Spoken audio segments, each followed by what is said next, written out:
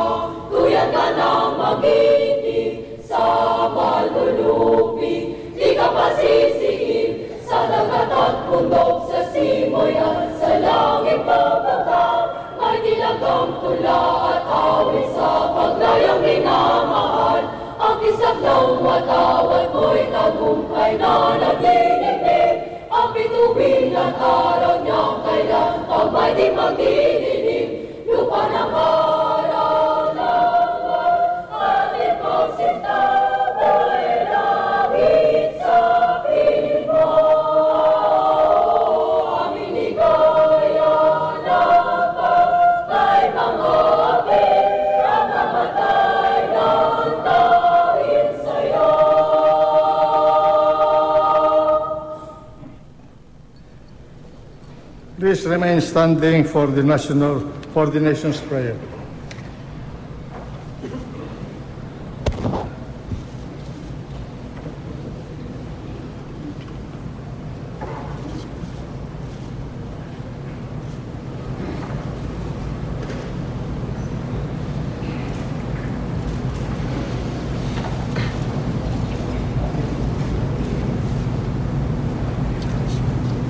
Diyos na may lalang ng sansinukuban, inialay namin itong pagdiriwang na tigib ng pagpupunyagi at kadakilaan, tigib din ng husay at pagmamahalan.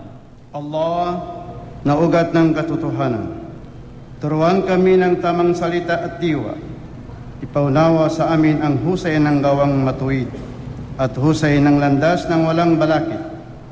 Pathalang may kapal na nagbibigay pag-asa, iparamdam sa amin ang katahimikan at pagkakaisa. Ituro sa bawat isa sa amin ang tamang daan, ngayon, bukas at magpakailanman.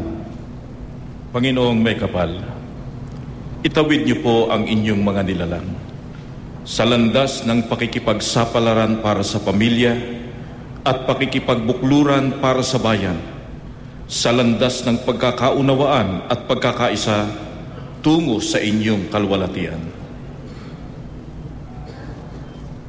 Amang Hari sa kataas-taasan, linangin niyo po ang lahing Pilipino.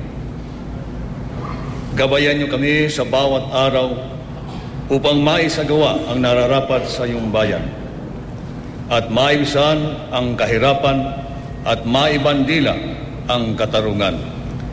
Para sa lupang hinirang, amin inang bayan, at para sa inyong kaharian. Amen.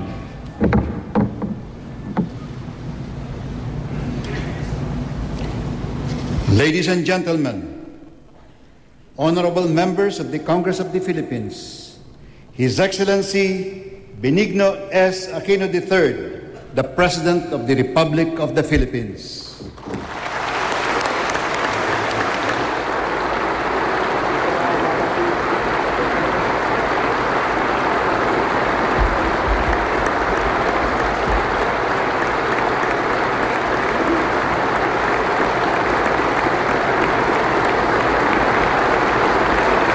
Maraming salamat po. Mabuo tayo lahat. Thank you. Senate President Juan Ponce Enrile, Speaker Feliciano Belmonte, Vice Presidente Jejomar Binay, mga dating Pangulong Fidel Valdez Ramos at Joseph Ejercito Estrada, ang ating mga kagalang-galang na maestrado ng Korte Suprema, mga kagalang-galang na kagawad ng Kalipunang Diplomatiko, kagalang-galang na miyembro ng Kamara de Representante at ng Senado, mga pinuno ng pamahalang lokal, mga miyembro ng ating kabinete, mga uniformadong kasapi ng militar at kapulisan, mga kapwa kong nagsiservisyo sa taong bayan, siyempre sa akin po mga boss, magandang hapon po sa inyo lahat. Ito po ang aking ikatlong SONA at parang kailan lang nang nagsimula tayong mangarap. Parang kailan lang nang sabay-sabay tayong nagpasyang tahakin ang tuwid na daan. Parang kailan lang nang sinimulan nating iwaksi ang wagwang, hindi lamang sa kalsada kundi sa sistemang panlipunan. 2 taon na ang nakalipas mula nang sinabi ninyo, sawa na kami sa korupsyon, sawa na kami sa kahirapan. Oras na upang ibalik ang isang pamahalaang tunay na kakampi ng taong bayan. Gaya ng marami sa inyo, namulat ako sa panggigipit ng makapangyarihan. 12 taong gulang po ako nang idineklara ang batas militar. Bumaliktad ang aming mundo. 7 taon at 7 buwang ipinit ang aking ama. 3 taong napilitang mag-ibang bansa ang aking pamilya. Naging saksi ako sa pagdurusa ng marami dahil sa diktadurya. Dito napanday ang aking prinsipyo. Kung may inaagrabyado at ninanakawan ng karapatan, siya ang kakampihan ko. Kung may abusadong mapangapi, siya ang lalabanan ko. Kung may makita akong mali sa sistema, tungkulin kong itama ito.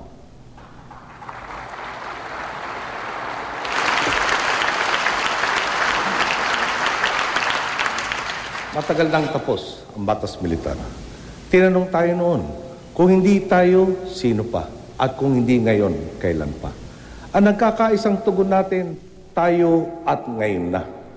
Ang demokrasyang ninakaw gamit ang paniniil at karahasan, nabawi natin sa mapayapang paraan.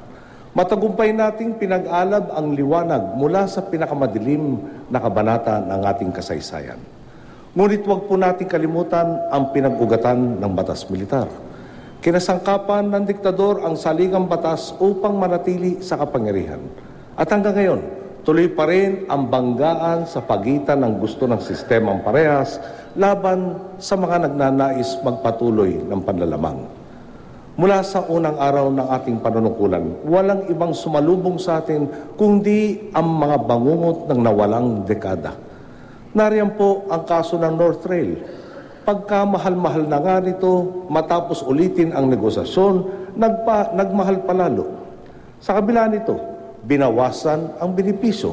Ang 19 na train sets naging 3 at sa mga istasyon mula 5 naging 2. Ang masakla pa po, pinapabayaran na sa atin ang utang na ito nauna. Nariyan ang walang pakundangang bonus sa ilang GOCC. Sa kabila ng pagkalugi ng kanilang mga ahensya, nariyan ang 1 bilyong pisong pinasingaw ng PAGCOR para sa kape. Nariyan ang sistemang pamamahala sa PNP na isinantabi ang pangangailangan sa armas ng 45% ng kapulisan para lang kumita mula sa lumang helicopter na binili sa presyong brand new.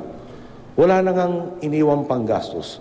Patong-patong at sabay-sabay pa ang mga utang na kailangang bayaran na. Mahaba ang iniwang listahan ng natungkulin nating punuan. Ang 66,800 na backlog sa classrooms na nagkakahalaga ng tinatayang 53.44 billion pesos. Ang 2,573,212 na backlog sa mga upuan na nagkakahalaga naman ng 2.31 billion pesos. Nang dumating tayo, may halos 36 na milyong Pilipinong hindi pa miyembro ng PhilHealth. Ang kailangan para makasali sila maaaring umabot sa 42 billion pesos. Idagdag pa po natin sa lahat ng iyan ang 103 billion pesos na kailangan para sa modernisasyon ng hukbong sandatahan. Sa harap ng lahat na ito, ang iniwan sa ating pondo na malaya natin magagamit, 6.5% ng kabuong budget para sa natitirang 6 na buwan ng 2010. Para po tayong boksingerong isinabak sa laban nang nakagapos na nga ang mga kamay at paa, nakapiring pa ang mga mata at kakampi pa ng kalaban ang referee at ang mga judge. Kaya nga sa unang 3 buwan ng aming panunungkulan, inaabangan namin ang pagdating ng linggo para maidulog sa Panginoon ang mga bangungot na humaharap sa amin.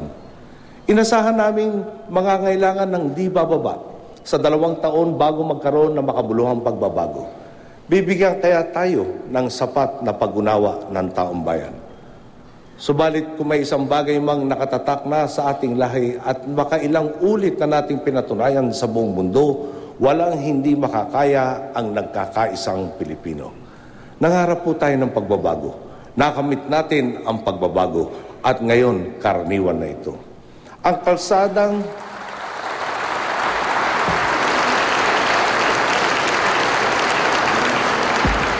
Ang kalsadang pinondohan ninyo ay tuwid, patag at walang bukol.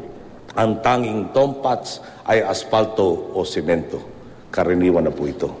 Ang sitwasyon kung paparating ang bagyo, nakaabang na ang relief at hindi ang tao ang nag-aabang ng relief. Nag-aabang na rin, umalalay ang rescue services sa taong bayan. At hindi tayo-tayo lang din ang sumasaklolo sa isa't isa. Karaniwan na po ito. Ang wangwang sa lansangan, galing na lang sa pulis, ambulansya o bombero, hindi sa opisyal ng gobyerno. Karaniwan na rin po ito. Ang gobyernong dating nangaabuso ngayon tunay na kakampi na ng Pilipino. Nagpatupad po tayo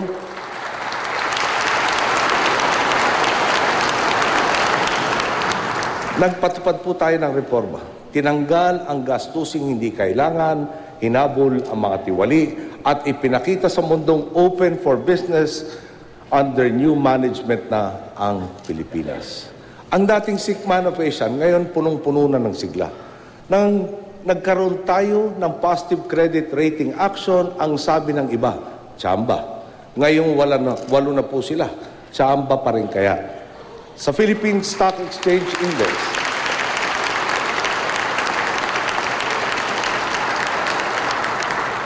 sa Philippine Stock Exchange Index, nang una nating nahigitan ang 4,000 na index. May mga nagduda. Ngayon, sa dami ng all-time high, pati economic managers nahirapan yata sa pagbilang. At ako rin po'y nagulat. Nakaka-44 na pala tayo at bihira ng buwaba sa 5,000 ang index.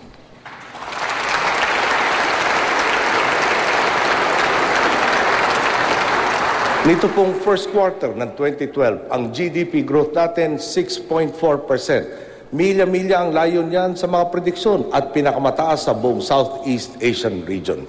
Pangalawa po ito sa Asia, sunod lang tayo sa China. Kung dati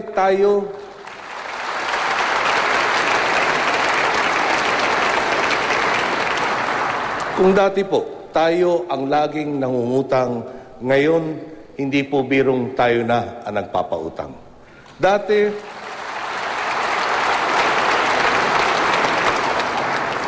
po'y namamalimos tayo ng investments. Ngayon, sila ang dumadagsa. Ang mga kumpanyang Hapon, sa isang pagpupulong po namin, ang sabi ay, baka gusto nyo kaming silipin. Hindi nga kami ang pinakamura, pero una naman kami sa teknolohiya. Pati pinuno na isa pong malaking bangko sa Inglaterra, kamakailan, nakipag-usap sa atin at ang sinabi, maisali sana sila sa ating kinukonsulta sa usapang pinansyal.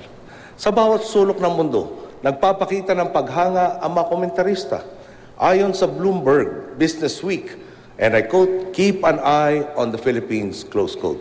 Ang Foreign Policy Magazine, pati isa sa mga pinuno ng ASEAN 100, nagsabing maaari daw tayong maging, and I quote, "Asia's next tiger," close quote. Sabi ni Ruchir Sharma,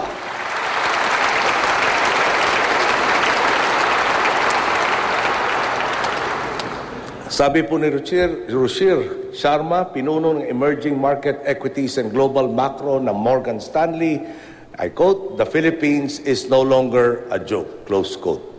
At mukha naman pong hindi siya nambobola dahil tinatayang $1 bilyong ang ipinasok ng kanyang kumpanya sa ating pong bansa. Sana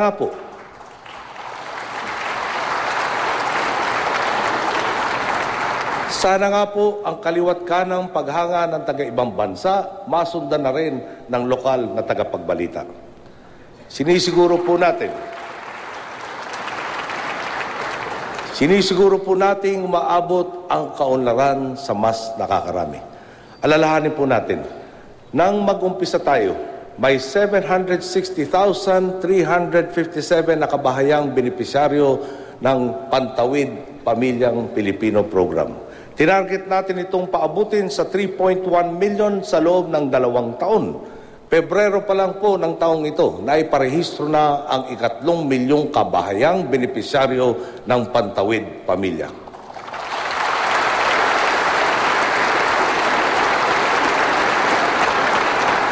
Sa susunod na taon naman, palalawakin po natin ang sakop nito sa 3.8 milyong bahay. 5 beses po ang laki niyan sa dinatnan natin. Pangmatagalan po ang impact ng proyektong ito. Hindi pa kumpleto ang mga pag-aaral. Pero ngayon pa lang, maganda na ang ipinapakita ng numero. Base sa listahan ng DSWD, may 1,672,977 ng mga inang regular na nagpapacheck up. Dagdag pa natin, 1,652,814 na mga batang napabakunahan laban sa diarrhea, polio, tigdas at iba pa. 4.57 milyon na estudyanteng hindi na napipilitang mag-absent dahil sa kahirapan. Sa kalusugan naman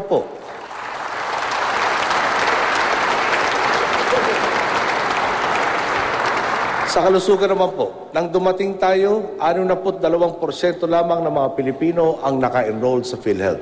Ang masaklap, hindi pa masiguro kung lahat sila ay kabilang sa mga totoong nangangailangan ng kalinga ng Estado o buenas lang na malapit sa politiko. Ngayon po, 85% ng lahat ng mamamayan membro na nito. Ang ibig pong sabihin,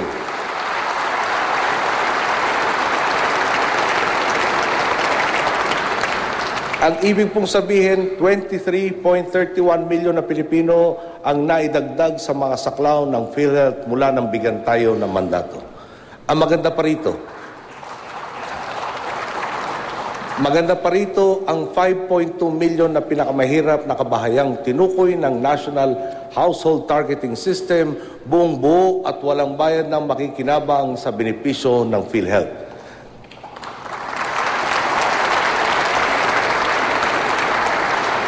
Dahil po sa no balance billing policy ng Department of Health, ang lunas para sa dengue, pneumonia, asthma, katarata, gayon din ang pagpapagamot sa mga catastrophic disease tulad ng breast cancer, prostate cancer at acute leukemia makukuha na ng libre ng mga pinakamahirap nating kababayan. Ito po ang proseso.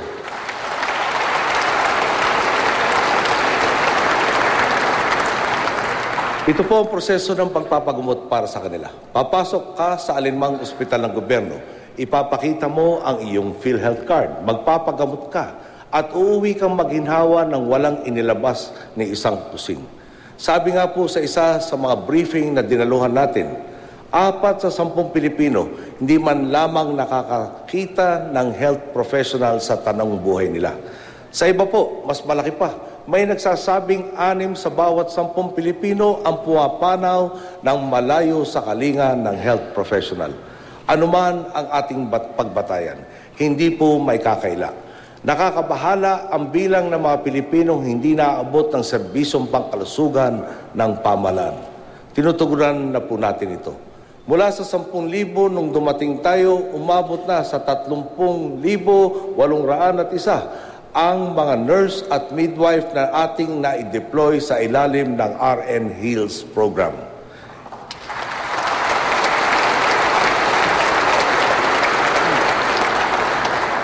Dagdag pa po natin sa kanila ang mahigit 11,000 community health teams na nagsisilbing tulay upang higit na mapatibay ang ugnayan ng mga doktor at nurse sa komunidad.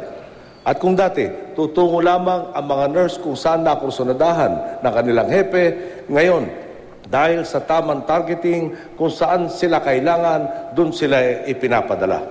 Sa mga lugar na matagal nang naiwan sa laylayan ng lipunan. Ipinadala po natin ang ating mga health professional sa 1,021 na puok na saklaw ng Pantawid Pamilya at sa 609 na pinakamahihirap na lungsod at munisipyo ayon sa pag-aaral ng National Anti-Poverty Commission.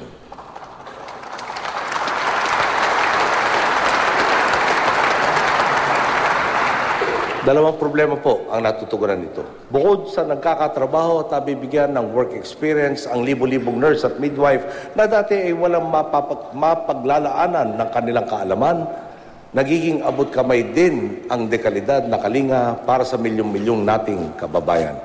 Subalit hindi pa po tayo makukontento rito. Dahil ang hangad natin, kalusugan pangkalahatan. Nagsisimula ito hindi sa mga pagamutan, kundi sa loob mismo ng kanya-kanya nating tahanan.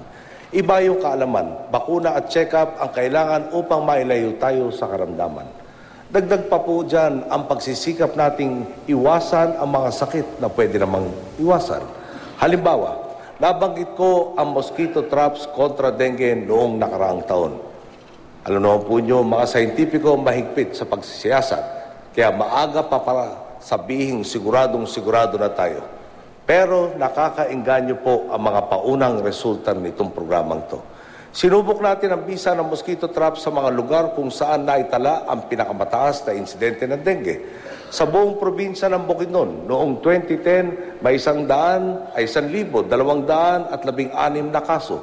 Nang inilagay ang mga mosquito trap noong 2011, mukhang nakatulong dahil bumaba ito sa 37. 97% raw po ang reduction nito.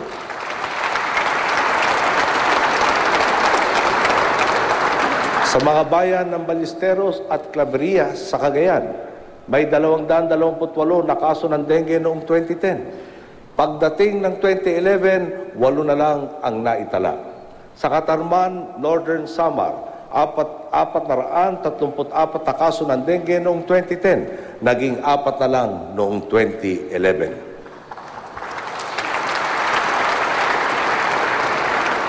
Panimulang pag-aaral po lamang po ito. Pero ngayon pa lang, marapat na yata nating pasalamatan sina Secretary Ike Ona ng DOH at Sekretaryo Mario Montejo ng DOST.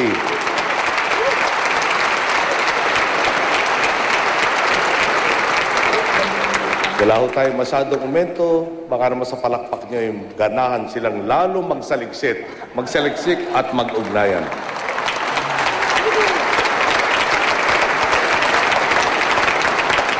Marami pa po tayo kailangan solusyonan. Nakakabahala ang mataas pa ring maternal mortality ratio ng bansa. Kaya nga po gumagawa tayo ng mga hakbang upang tugunan ang pangangailangan sa kalusugan ng kababaihan. Nais din nating makamit ang universal healthcare at magkaroon ng sapat na kagamitan, pasilidad at tauhan ang ating mga institusyong pangkalusugan. Sa pagtugon natin sa mga ito, malaki ang maiaambag ng sin tax bill. Maipasa na po sana ito sa lalong madaling panahon. Mababawasan na ang bisyo